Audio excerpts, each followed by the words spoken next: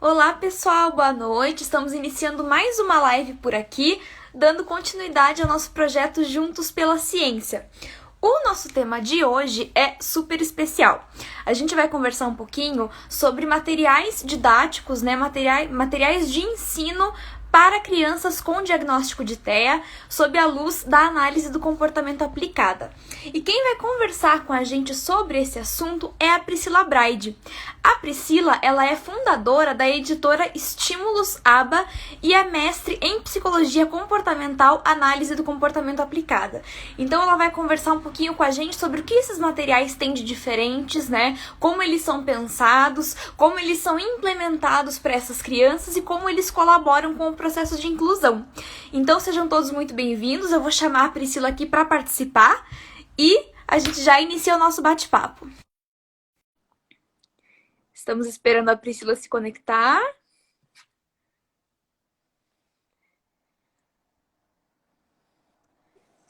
Oi, Olá, Priscila, tudo oi, bem? Mônica, tudo e você? Tudo bem, seja muito bem-vinda. Obrigada por aceitar nosso convite. Obrigada pelo convite, né? Fico muito feliz em É um poder contribuir. Com certeza.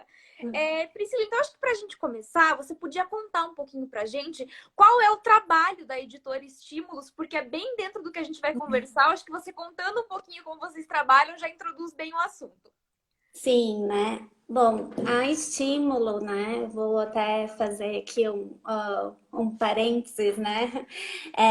Foi um sonho, assim, que eu desenvolvi junto com meu marido, né? Então, eu e meu marido, a gente desenvolveu, fundamos, né, a Estímulos Uhum. e, na verdade, a ideia partiu até dele, né? Ele não é da nossa área, mas na época eu estava morando lá no Canadá e a gente estava com a intenção de vir, de voltar para o Brasil.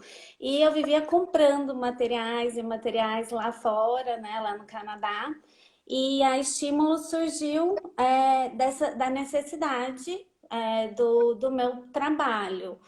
Que toda vez que eu ia atender uma família, eu acabava desenvolvendo material, né, tendo como base aquilo que eu usava, né, que eu usei lá no Canadá e que até trouxe, né? Uhum. São assim, coisas simples, mas que se a gente demandam muito tempo, né, para a gente confeccionar. E faz toda a diferença, né? Quando a gente está atendendo um aprendiz, né, com autismo, né, seja na escola, seja na clínica ou na casa, né, a gente, quanto mais organizado a gente tiver, é, melhor vai ser, né, o trabalho, né? Porque você não vai ficar perdendo tempo em procurar as coisas, você não vai perder a atenção, né, do seu clientinho, né? Porque às vezes um segundo que você olha, pá, já, nossa, eu tô precisando, vou treinar essa habilidade, cadê o material que eu preciso para facilitar a aprendizagem dessa habilidade específica. Então, a Estímulos, ela surgiu aí da necessidade no meu trabalho, né, de encontrar materiais e pensando, tendo como base as pesquisas e o que eu tive de exemplo dos materiais lá fora, né, principalmente no Canadá, Estados Unidos, do que era efetivo no sentido do que poderia facilitar, né? Certo. E algo assim muito importante, né, que é uma das questões, né, que a gente tem que ressaltar, o material em si não faz nada, né? Perfeito. A diferença é a maneira como você vai usar, né? Como você vai relacionar o comportamento, né, da criança, vai fazer o arranjo aí, né, do contexto Uhum. e a maneira como você vai consequenciar a resposta aí a ação, né, desse aprendiz, né? Isso é muito, muito importante mesmo. Perfeito. E a gente está falando de material de ensino, né, voltado para o transtorno do espectro autista. Esse Sim. material é um material didático que é usado na escola, é um material que é usado na terapia. Qual que é a aplicação desse material? O, o dar estímulos, Isso, ele exatamente. pode ser usado na escola, né? A gente desenvolveu para ajudar mesmo os educadores, e além dos educadores, também os pais e os terapeutas, né? As pessoas interessadas, assim, a praticar não só a análise de comportamento aplicada, né? Os procedimentos da análise de comportamento aplicada, mas qualquer profissional que trabalha para desenvolver principalmente o repertório verbal, né, de Certo. crianças com desenvolvimento atípico, Uhum. né? Foi focado mais para autismo porque é a área do que eu mais atuo, né? A Uhum. gente acaba, sem querer, a vida vai Vai, dire... vai a conduzindo. gente vai atraindo, né? Foi, comecei, né, com um caso, outro caso. A princípio nem era assim, nossa, vou trabalhar só com autismo, mas de repente virou só autismo, né? E eu Era o acho seu mais. propósito. Que é a única coisa que eu sei fazer, mais ou menos, trabalhar com indivíduos com autismo, né? Sim. Beleza. E assim, quando a gente fala na questão do material didático, o que que diferencia um material didático pensado para essas crianças de um material Uhum. didático convencional que é aplicado para outras crianças que não tenham nenhum tipo de transtorno? Imagino que sejam muitas coisas, né? Mas o que de Ah, com principal você certeza. atua? Quando a gente fala, né, em material didático, principalmente na educação, no currículo, né, Aham. convencional, o que vem na nossa cabeça, assim, né, é um instrumento que tem instruções com a finalidade, né, de ensinar algo, né? Isso. E não sei vocês, né? Mas eu, por exemplo, quando falo material didático, eu lembro muito de apostila. Vem a primeira coisa na minha cabeça. Exatamente. Material didático não é só impresso, ele pode ser também digitalizado, né?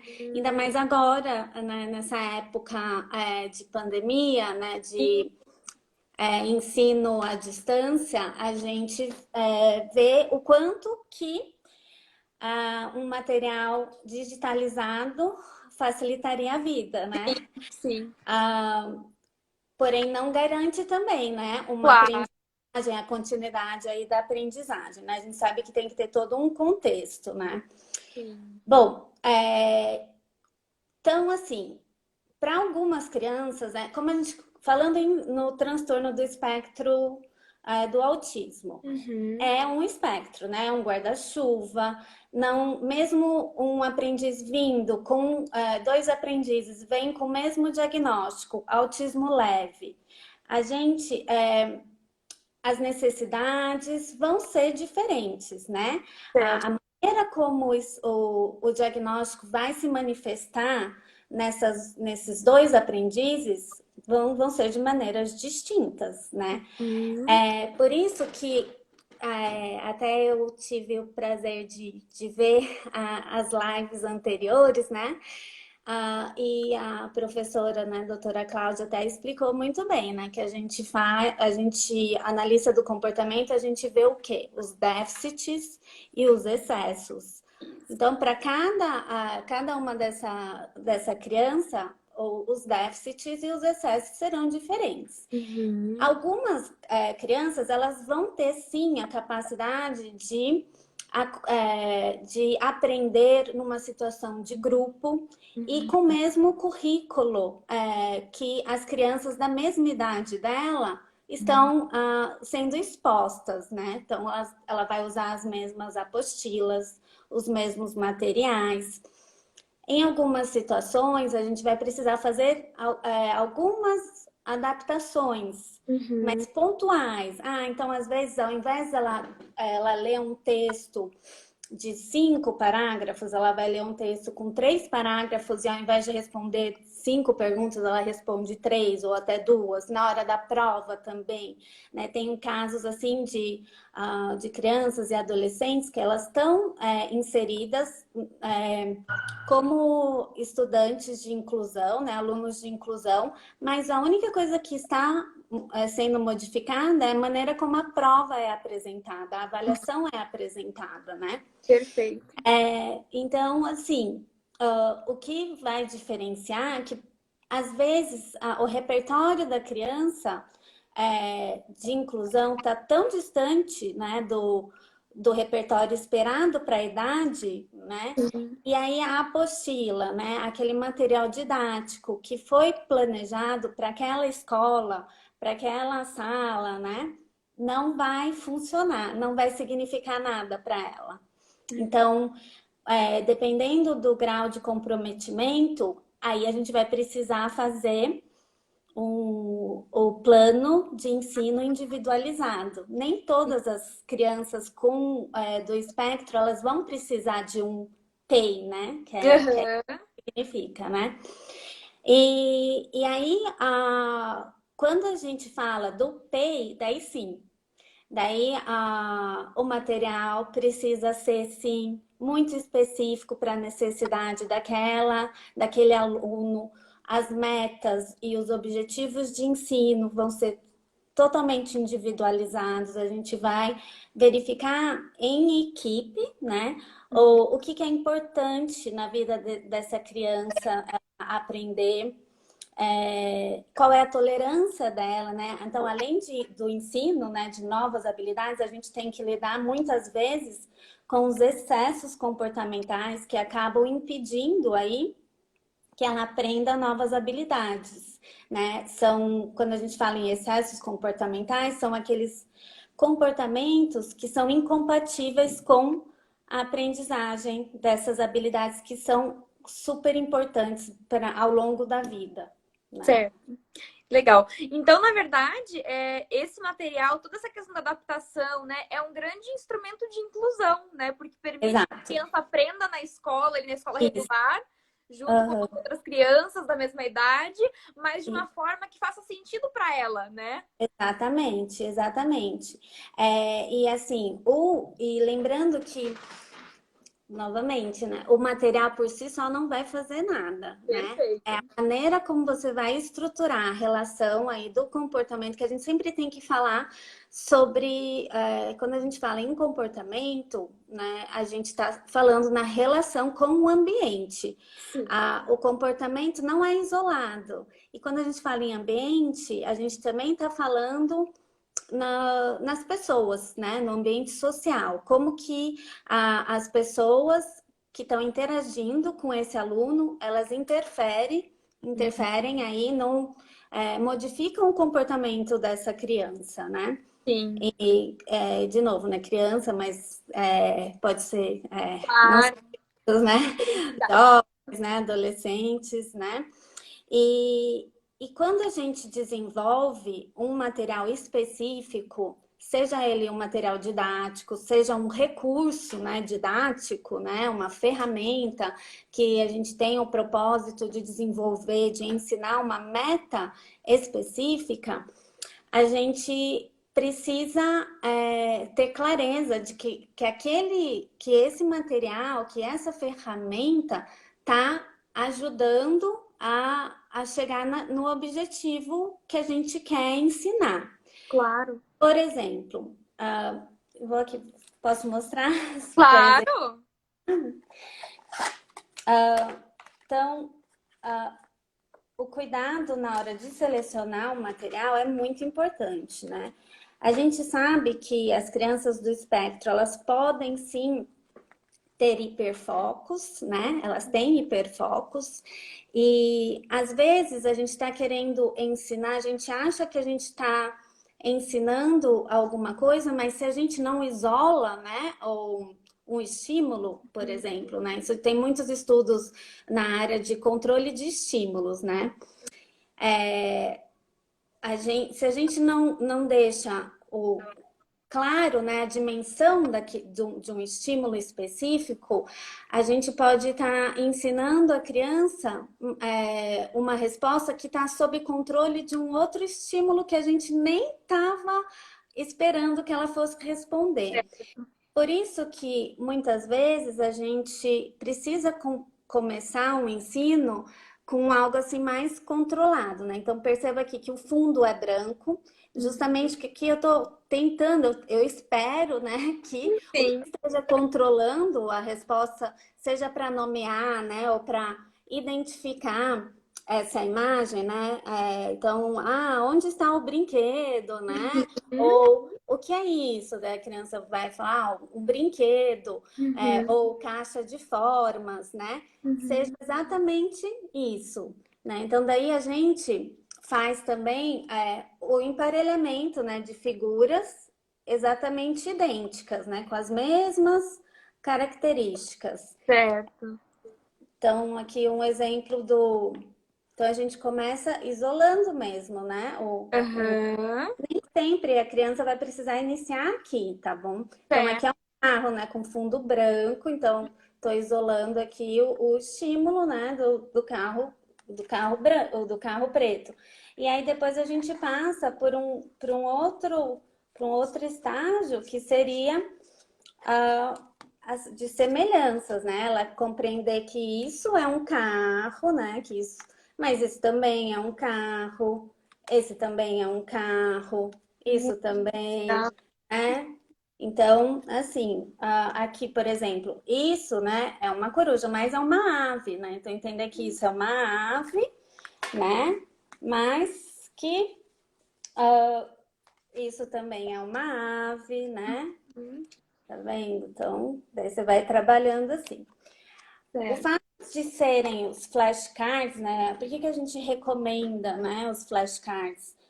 Ah, primeiro que tem muitas pesquisas, né? Utilizando como uma maneira de desenvolver aspectos da linguagem, né? Seja a nomeação, seja a identificação, né? De imagens, né? Porque assim, a gente tem que pensar quais são as habilidades, pensando no espectro, quais são as habilidades que normalmente que são déficits, né, de comportamento. Justamente a linguagem, né, a comunicação. E o material, assim, em formato de flashcards, permite que você desenvolva um vocabulário amplo, né? Então, antes da criança, né, do aprendiz, da gente começar a pensar em formação de frases, a gente vai, pelo menos, ensinar ele a nomear, esse aprendiz a nomear sem imagens, né? Uhum. E para depois passar para um grau, né? Construindo um tijolinho de cada vez, para daí pensar numa comunicação, né? Num diálogo, numa troca, né? De conversa, né? Claro. Então, Uma pergunta que apareceu ali agora há pouco, enquanto você estava explicando, é que ah, ela falou sobre a importância da adaptação de materiais de cunho muito abstrato. Então, ela comentou que a Manu, né, de 7 anos, a criança de 7 anos que tem o diagnóstico, recebe ali as atividades de descrever o trajeto, e que para ela isso não tem sentido necessariamente, né? exato. Então, é justamente isso que você comentou, né? Que é a Aham. necessidade de adaptar para que aquele conteúdo faça sentido Faz para aquela sentido, criança. exatamente. Porque assim, quando a gente fala, né, e é muito comum a gente agora, né, com os diagnósticos estão sendo realizados eles são feitos precocemente, né? Então é muito comum a gente receber agora, né, crianças até antes de 2 aninhos, né? O que é muito Olha bom. só.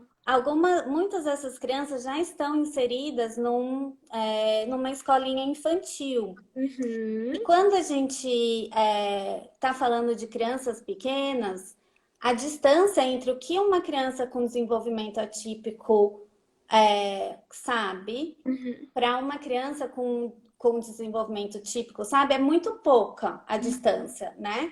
A gente quase não pode até não ver, é lógico que que você precisa ter um olhar assim, né? Para ver essas diferenças. E muitas vezes pode passar desapercebido para quem não conhece, né, o assunto. Sim. Mas à medida que as crianças vão crescendo, a gente vê uma lacuna cada vez maior. Então, Uhum. isso que a filha, né, a Manu, né, que a mãe colocou, tipo, explicar o trajeto talvez não faça mesmo sentido. Ela precisa de outras habilidades prévias para fazer isso, ou até mesmo, às vezes, a gente se pergunta, será que é algo relevante, né, para a vida dessa pessoa, né? A gente sempre, não tem como a gente falar, quando a gente está ensinando aprendizes assim com desenvolvimento atípico, com desenvolvimento atípico, a gente não pode esquecer das habilidades funcionais. A gente tem Uhum. que olhar para essa criança não com a idade que ela tem hoje, mas o que, que a gente espera que ela esteja fazendo daqui a 5 anos, daqui a 10 anos. Perfeito. A depender do caso, a aprendizagem vai demorar muito. Então, na hora que a gente seleciona os objetivos de ensino, essa seleção tem que ser tem que ser feita com muito cuidado.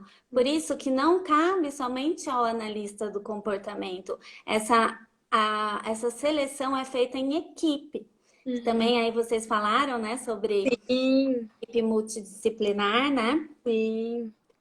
Então, os terapeutas, os educadores, os pais, eles precisam participar na hora de decidir quais são os objetivos que são importantes na vida do filho, né, dessa criança, né? E a gente sempre tem que pensar a criança não com a idade que ela tem hoje, mas daqui a 5 anos, né? Porque em muitos casos a gente vai demorar muito tempo para ensinar uma Ah, habilidade importante, né? Sem contar aí os pré-requisitos que a gente precisa ensinar uma coisinha de cada vez para construir, né? O passo a passo para chegar no objetivo final, sim. né? No contexto escolar, né, assim, do material usado em sala de aula mesmo, esse material adaptado, como que é? Porque, assim, quem vai aplicar esse material com a criança é o professor, né? Ali, o professor que nem sempre tem uma especialização em educação inclusiva, por exemplo. Então, como é Aham, que é o preparo desse professor para ele saber como lida? Como você falou, né? O material por si só não faz nada. O não faz importante é nada. como ele é aplicado. Então, Exato. como que esse professor é preparado, digamos, para aplicar, né? Vocês encontram dificuldade nesse sentido? Como que é? Eu não sei fazer quando entra ligação. Não sabe. Ai, Não, mas você fez certinho. É isso mesmo que acontece, não tem problema. ai, gente. Enfim, desculpa, gente. Como é que faz? Imagina. Ó, faz parte do nosso trabalho, né, dos terapeutas, né, que compõem essa equipe, né, dessa criança, Uhum. é, instrumentalizar o educador que está sendo um dos responsáveis aí pelo desenvolvimento desse aprendiz. Em alguns, Uhum. quando necessário, né, a, esse aluno também vai ter um mediador, né, na escola que vai servir como uma referência na hora dele aprender, né? A professora dá a instrução no grupo, só que em alguns casos esse aluno não tem as condições para aprender nessa situação de grupo, né? Somente a professora falando, ele consiga responder. Então aí entra o mediador, um auxiliar, né, de sala que vai ajudar essa criança a participar de uma maneira inclusiva, né, mesmo, Sim. nesse processo de aprendizagem, né? E então, precisa ser preparado, seja tanto o mediador, né, quanto a professora, o educador precisa, né? O Uhum. professor precisa ser ensinado a como tornar a aprendizagem efetiva no momento em que a criança está lá, né? Claro. Né? Na escola, sob os cuidados aí da equipe educacional, né? Sim. E Perfeito. assim, eu não sei aí, né, na cidade de vocês, mas o que eu sinto, né, aqui em São Paulo e região, as escolas estão cada vez mais abertas, né, e elas pedem a nossa ajuda. Sim. Quando eu comecei a trabalhar na área, que foi no 2006, mais ou menos, a gente via uma diferença né? Na maneira como a gente era recebida nas escolas. Algumas escolas, elas não entendiam aí a função da gente, né? Uhum. E é lógico, né? Cabe nós, né, profissionais da área, a gente também... a maneira como a gente entra na escola faz toda a diferença, né? Claro. Em algumas situações, a gente entra em escolas que já tiveram experiências com outros terapeutas e que Uhum. às vezes não foi uma experiência positiva, né? Uhum. Então a gente precisa ouvir qual que é a necessidade, qual que está sendo a dificuldade daquela equipe educacional na hora de ensinar aquele aluno, né? Então Uhum. a primeira coisa que a gente faz é ouvir mesmo o que está sendo qual está sendo a dificuldade, o que, que é importante, o que, que é primordial para aquele professor ensinar, qual está sendo o desafio aí na hora de ensinar o aluno específico, né?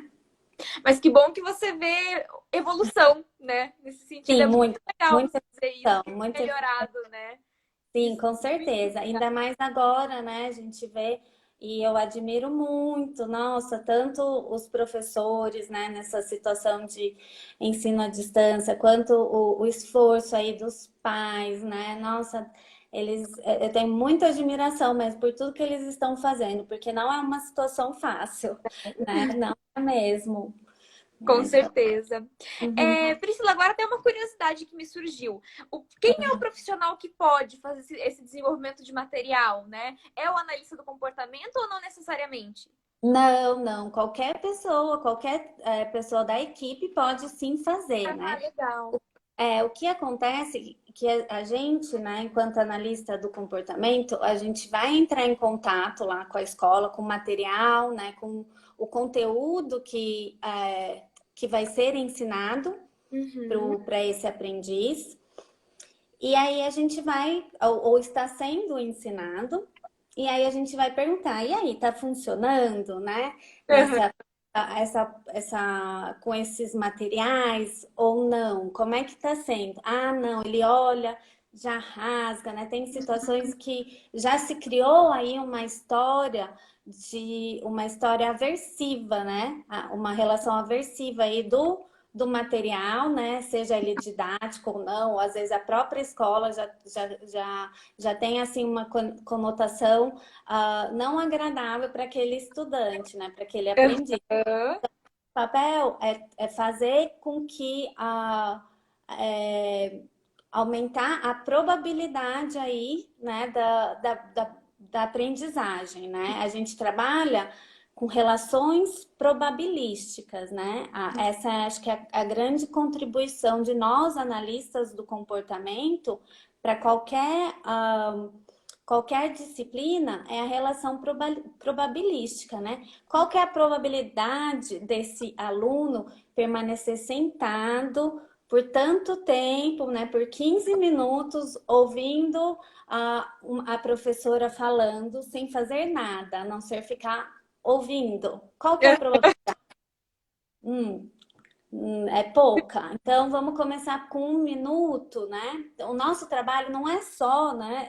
O material, o recurso didático é somente uma pecinha aí, né? De todo um contexto. Mas a maneira como vai ser utilizado que é o mais importante, Sim. né? Então, a gente dá sugestões, a gente faz recomendações nesse tipo, né? Qual que é a probabilidade? Você acha que é mais provável o seu aluno que não gosta, né? Que já criou uma relação aversiva, né? Com a tarefa de pintar desenhos, né? Com Aham. lápis e tal. Pintar um desenho em branco ou qual que é mais fácil ele pintar essa folha ou somente um espacinho assim, né? Então Já. aqui a gente está trabalhando de novo com o que é mais provável ele fazer. Possivelmente, numa estrutura assim, ele vai ter mais sucesso do que com uma folha inteira em branco que ele vai precisar gastar um tempão fazendo a mesma coisa, né? Sim, Então é isso que a gente trabalha, né? E qualquer pessoa, assim, não tem uma regra, né? Vai depender também muito da cultura da escola. Cada escola que a gente frequenta tem uma cultura uhum, diferente. Mas o mais importante é a gente definir o papel de cada pessoa da equipe, né? Quem é claro. que vai fazer a adaptação do currículo, quem é que, não do currículo, mas dos materiais, quem vai providenciar os materiais, os recursos para garantir que os objetivos sejam ensinados, né? Uhum. Precisa definir a função de cada parte aí, né? Perfeito.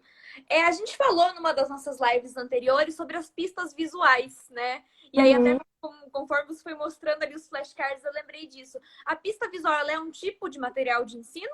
Tá dentro dessa categoria? Bom, a pista visual nada mais é também algo que é um contexto, né, que vai ajudar a, a ocorrência aí do comportamento, Uhum. né? Às vezes a gente usa sim a pista visual como, por exemplo, um lembrete, né? Uma criança um aprendiz que saiba ler, né? Então a gente vai colocar uma pista visual daquilo que ele tem que fazer quando ele vai brincar com um amiguinho, né? Então você quer brincar com um amigo, então o que você tem que fazer primeiro? Preciso ir até o amigo, né? Falar um oi, tal, chamar, perguntar se ele quer brincar comigo. Daí a gente tem que escolher. Então isso é uma pista visual, né? Certo. Você vai de, nesse contexto, a criança vai ter, provavelmente, vai emitir esses comportamentos esperados de Uhum. chegar até o colega e brincar de uma maneira que a gente espera, né? Certo. E isso é diferente mesmo desses materiais. Entendi. E assim, essa pista visual, na verdade, aos poucos, a gente não quer, a gente quer tirar também, né? A gente quer que o aprendiz observe as pistas do próprio ambiente e a partir dessas pistas que o naturais, assim, né, do que o próprio ambiente dá, que ele consiga se comportar, emitir aí as respostas desejadas, né? Certo. Por exemplo, a gente pode falar na questão uma pista que não deixa de ser visual, mas é uma pista do ambiente, né? Então, às vezes, a professora fala: gente, tá na hora de fazer a fila para ir ao lanche. Aí isso às vezes não controla, não é um estímulo aí, né? Um contexto para a criança se levantar e ir até a porta e ficar em fila. Mas ela olhando os amiguinhos se levantando e indo na direção da porta, isso é uma pista, né? Uma pista para ele fazer aquilo que a professora solicitou, né? Uhum. Mas o que controlou o comportamento dele não foi a instrução verbal da professora, mas olhar o que os Visual. alunos estão fazendo, exato, tá? Muito legal. Então, Temos é vários diferente. fãs seus aí, ó, Pri. Tá na Ah, sua aula. Muito legal. legal. E a gente conversou, né, logo no início, que como os materiais, né, de ensino, esses materiais adaptados, são uma ferramenta importante de inclusão, né? Mas Uhum. aí na sua vivência, em todos esses seus anos de experiência, de estudo, o que que você acha que é o mais importante para que aconteça a inclusão dessas crianças na escola regular, né? Porque a gente sabe que isso é uma luta de muitos anos, né? Muitos Que as anos. crianças do espectro autista tenham direito à educação regular, isso tem melhorado com o tempo, mas aí existe um longo caminho a ser percorrido ainda. E o que que Isso. você acredita que seja mais importante para a gente proporcionar cada vez mais essa inclusão? Ó, as leis existem, né? Só que na prática, cada escola que você vai acaba aplicando a lei de uma maneira específica, né? Eu acho que quanto mais conhecimento as pessoas tiverem sobre o assunto, e eu não digo somente a equipe que compõe a equipe educacional daquele aluno em si, não. Uhum. A cultura da escola inteira, né? Desde da pessoa, do funcionário que recebe esse aluno na porta, né? Até a professora que está mesmo na sala de aula, até mesmo os pais dos outros alunos, né? Enquanto a gente não tiver assim um senso, né, de comunidade, de que a gente, né, a gente vive numa cultura que as pessoas de fora, elas acham que a gente é um povo assim, muito caloroso, né? Muito Sim. amigável. Só que a gente vê que no dia a dia, o quanto que a nossa cultura é de pessoas assim, individualistas. A gente não tem assim um senso de empatia. É pouco, tem, Uhum. lógico que tem, mas a gente se depara muitas vezes com as pessoas achando que a vida delas é mais importante do que a vida do outro. Então, o meu filho, a vida do meu filho, a educação do meu filho é mais importante do que a educação do seu filho. Enquanto Uhum. existe isso, a gente não vai para frente, infelizmente. Então, o que mais importa, eu acho que entender que a gente é uma comunidade e Uhum. que se a gente não fosse uma comunidade, se a gente não dependesse do outro, né, da alegria, da felicidade do outro também, a gente viveria na floresta, né? Exatamente. Mas a gente vive numa comunidade, então a nossa felicidade, não adianta a gente ser feliz só, eu, a minha família, tô dentro aqui da minha casinha, não. Vai muito além disso, É o né? sair da bolha, né? Sair da bolha, eu acho, sim, né? Exatamente. Mas, assim, é um passo, porque, assim, eu já tive em escolas que a gente propôs, né, projetos para inserir mais efetivamente outros alunos, e quanto mais velhos eles vão ficando, você vê mais difícil a inclusão, né? Sim. E a gente vê que há uma preocupação, porque hoje, né, a gente tem casos assim de crianças pequenas, né? Uhum.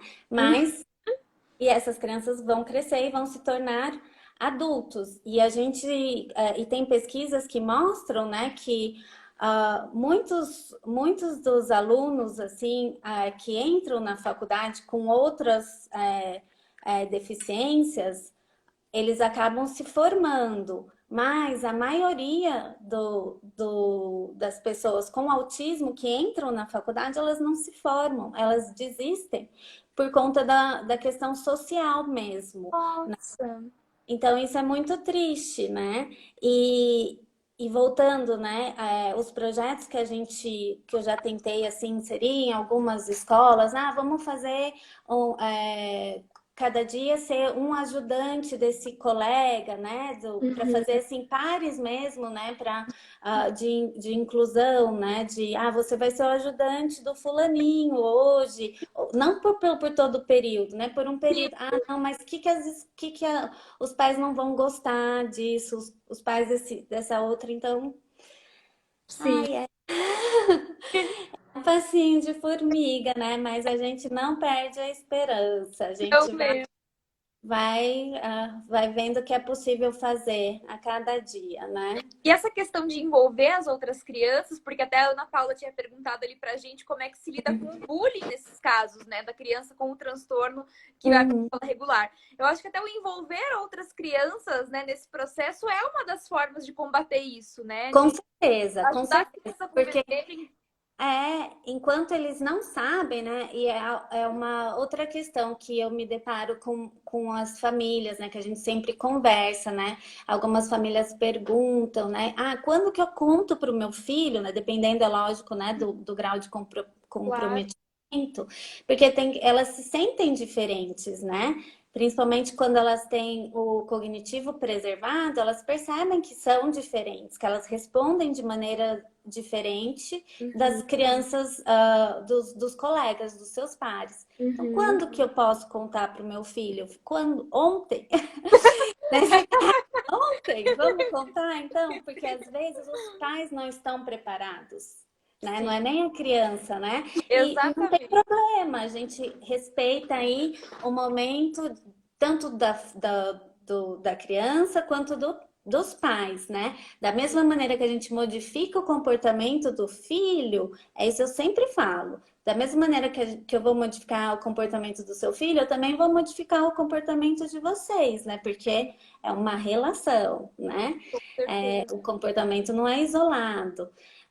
Então, então, voltando a essa questão do quando não se sabe, não se tem o conhecimento, então esses alunos que não sabem que aquele colega tem que o cérebro funciona de uma maneira diferente, Uhum. eles podem, né, sim, fazer o bullying, porque eles não entendem, a pessoa que esquisito, ele é Sim, esquisito, ele é doido, sei lá, né? uhum, sim, E quando a gente explica, né, eles podem desenvolver aí um sentimento de empatia, né? E claro. respeitar, né? E compreender e inseri-lo, né? Ver o que as pessoas são diferentes, né? Perfeito. Pri, antes da gente encerrar, fala um pouquinho sobre o e-book que vocês desenvolveram, que a gente vai deixar linkado na live, né, para o pessoal Legal, se sim, inscrever, sim. mas fala um pouquinho sobre esse material. Sim, eu desenvolvi o e-book, né, com um projeto Conexão Autismo, né, eu desenvolvi com mais duas colegas, é, a Ana Carolina e a Gutierre, que inclusive ainda mora no Canadá, trabalha também na área, né, com crianças e adolescentes com autismo, é também analista do comportamento, e a Daniele Gomes. A gente desenvolveu esse projeto para ajudar mesmo os professores, né? Então a gente fez esse e-book como uma ferramenta mesmo para os professores conseguirem ser mais efetivos na hora que eles estão trabalhando, quando eles recebem alunos, principalmente do espectro do autismo. Muito legal. Tem o e-book e tem um perfil no Instagram também, né? Tem, sim, sim. Ah, Isso beleza. mesmo. A gente vai Conexão deixar os links que para quem chama. quiser acessar o e-book, o perfil. Vou deixar linkado na descrição da live e o pessoal pode consultar. Ah, que legal, que legal. Olha, Ana Paula nos lembrando que hoje é dia do psicólogo. Feliz dia do É, psicólogo! obrigada, Olha que especial obrigada. fazer essa live no dia de hoje, Muito, muito, né? muito mesmo. Muito obrigada, viu? Eu espero Imagina. ter podido contribuir Com aí. certeza. Tiveram, nossa, quando eu vi as analistas que participaram, os professores, eu falei, meu Deus, elas são muito boas, Não, a que gente só chama gente boa. né? Então, muito obrigada pelo convite, espero ter contribuído aí Com para. certeza, muito, contribuiu muito, nossa, trouxe, agregou muito conhecimento pra gente, né, pra quem nos acompanhou. A live vai ficar salva, né, aqui no nosso perfil, então pra quem quiser assistir depois também. Só Legal. marcar o perfil da Estímulos para o pessoal conhecer o trabalho. E muito obrigada por ter participado, foi maravilhosa a nossa Obrigada, conversa, tenho obrigada, certeza que foi querida. muito útil para muita gente. Fico muito contente, viu? Obrigada e parabéns aí por tudo que vocês estão fazendo por Obrigada. nós, E analistas as e nossas... Isso aí. comunidade. E as nossas lives continuam, né? A gente faz a cada 15 dias nas quintas-feiras. Então você é nossa convidada para assistir as próximas e para voltar e quem sabe participar também. E Sim, assunto não falta. não falta.